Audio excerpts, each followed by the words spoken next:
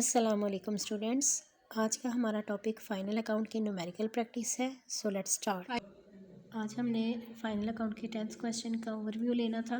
तो question number 10 में देखें, इसमें भी आपने फ़ाइनल अकाउंट प्रिपेयर करना है और बैलेंस शीट प्रिपेयर करनी है। ट्रायल बैलेंस के अंदर जो अमाउंट्स गिवन हैं उसमें land and building, plant, furniture, ये सारे आपके पास एसेट्स हैं। उसके बाद ओपनिंग स्टॉक ट्रेडिंग अकाउंट में जाता है। Drawings and capital liability side पे जाएगा कैपिटल, उसमें से ड्राइंग्स लेस हो जाएंगी। Purchases and sales trading account में जाएंगी। डेटर्स एंड क्रेडिट एसेट और लाइबिलिटी हैं रिस्पेक्टिवली। रिटर्न्स जो सी हैं डेबिट और क्रेडिट दोनों कॉलम्स में गिवन है। तो अब जैसे कि आपको पता है कि परचेजेस की नेचर डेबिट है तो क्रेडिट साइड वाली रिटर्न्स उसकी रिटर्न्स होंगी, और सेल्स की नेचर क्रेडिट होती है तो जो डेबिट साइड पे हमें रिटर्न्स गिवन है वो फिर सेल रिटर्न्स होंगी। Loan from SBFC on 1 October 2005 at the rate of 12%। अब ये जो लोन हमने लिया है ये हम पे एक लाइबिलिटी है और इस लाइबिलिटी को पे ऑफ करना है। इसके ऊपर जो डेट और रेट दिया हुआ है, इस रेट के अकॉर्डिंग, इस डेट के मुताबिक हमने इसका इंटरेस्ट कैलकुलेट करना है। अक्टूबर का मंथ इंक्लूडेड होगा। अक्टूबर, नवंबर और दिसंबर 3 माह का ये इंटरेस्ट देख लेंगे। अगर ट्रायल बैलेंस में कोई अमाउंट यहाँ पर कोई कुछ भी नहीं पे किया हुआ तो सारे का सारा इंटरेस्ट आपका पेएबल होगा। आउटस्टैंडिंग आप एक तो एक की आपकी लाइबिलिटी में जाएगा आउटस्टैंडिंग इंटरेस्ट, और दूसरा आपके इसने प्रॉफिट एंड लॉस अकाउंट में डेबिट साइड पे जाना है क्योंकि ये आपका एक्सपेंस भी है। वेजेस एंड सैलरीज, वेजेस से स्पेसिफाई कर रही हैं हमें कि इन्होंने जाना है ट्रेडिंग अकाउंट में। अगर यही अमाउंट इस तरह से लिखी जाती है कि सैलरीज एंड वेजेस, तो हमने इसका फर्स्ट लेटर कंसीडर करना था। First later profit and loss account में जाता है सैलरीज, तो इसने वेजेस को भी अपने साथ प्रॉफिट एंड लॉस अकाउंट में ही शिफ्ट करवा देना था। अब चूँकि हमारे पास जो अकाउंट गिवन है उसका नेम है वेजेस एंड सैलरीज, तो इसके फर्स्ट लेटर के अकॉर्डिंग हमने इसकी जजमेंट करनी है कि ये ट्रेडिंग अकाउंट में जाएगा। प्रिंटिंग एंड स्टेशनरी ये प्रॉफिट एंड लॉस अकाउंट में एज एन एक्सपेंस डील होगा। बैड डेट्स आपके प्रॉफिट एंड लॉस अकाउंट की डेबिट साइड पे जाते हैं। उसके बाद प्रोविजन फॉर डाउटफुल डेट, ये आपकी ओल्ड प्रोविजन गिवन है, तो इसमें हमने बैड डेट्स वाली सारी कैलकुलेशन करनी है। यहाँ पर राइट ऑफ में लिखे हुए हैं ये एडिशनल बैड डेट्स हैं।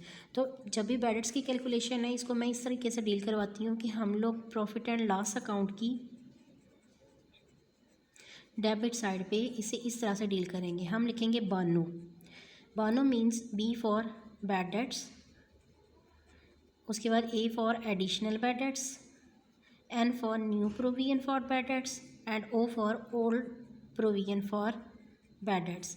इसमें फर्स्ट 3 वैल्यूज़ आपस में एडअप होती हैं, और ओल्ड प्रोविजन चूँकि इसकी नेचर क्रेडिट है इसलिए इसने माइनस होना है, क्योंकि ये सारी ट्रीटमेंट हम कर रहे हैं प्रॉफिट एंड लॉस अकाउंट की डेबिट साइड पे। तो जिनकी नेचर डेबिट होगी उनको आपस में एडअप कर लेंगे और क्रेडिट नेचर वाले अकाउंट को हम इसमें से माइनस कर देंगे।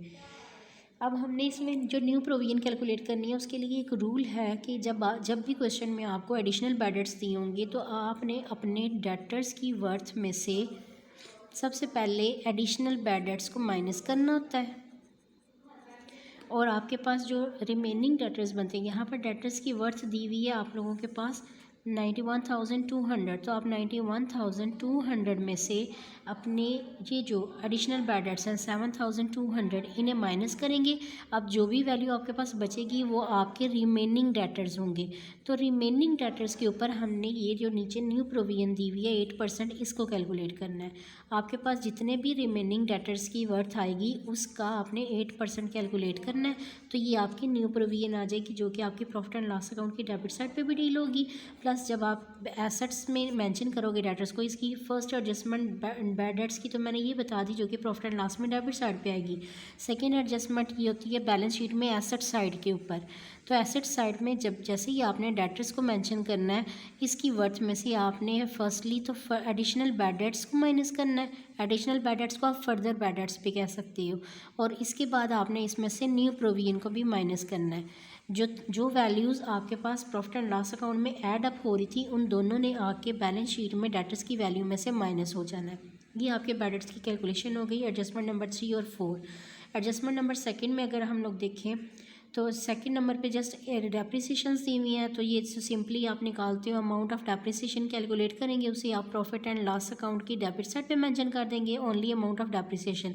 लेकिन जब एसेट साइड पे आप अपने एसेट्स को मेंशन करोगे, for example land and building है तो लैंड एंड बिल्डिंग की वर्थ आप लिखेंगे 2,55,000, और लैंड एंड बिल्डिंग के ऊपर आपके पास डेप्रिसिएशन निकल रही है 2.5% जितनी भी आपकी इसकी वैल्यू बनेगी वर्थ डेप्रिसिएशन की, इसमें से लेस कर दोगे। लेस करेंगे डेप्रिसिएशन की वैल्यू यहाँ पर, और जो नेट रिज़ल्ट निकलेगा उसे आप रुपीज़ की कॉलम में शिफ्ट कर दोगे इन बैलेंस शीट।